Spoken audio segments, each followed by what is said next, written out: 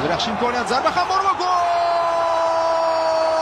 Gonzalo Garcia to'pga tegindimi, yo'qmi bilmayman, lekin ushbu vaziyatda uning harakatidan keyin to'p darvozadan joy olmoqda. Hozir ham endi xato yo'l qo'ygandan keyin xatosini to'g'rilash uchun hujumga faol qo'shilishi mumkin. Bu Vinicius to'xtadi va penaltimi? Penalti!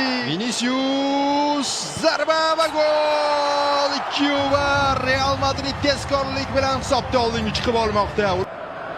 Valverde zarba berish imkoniyati bor, zarba bor va gol! Fede Valverde o'z uslubida olib bo'lmas zarba Valverde'dan har doimgidek. O'zi ham mana shunday reaksiya bildirdi golda. Bizniki bilan o'xshash, umuman o'zi Real muxlislari har doim Valverde gol urganida boshni ushlab qolishadi. Qanday qilib Valverde'ni mana shu nuqtada bo'sh qoldirish mumkin? Sociedad zarba va gol! Darvoza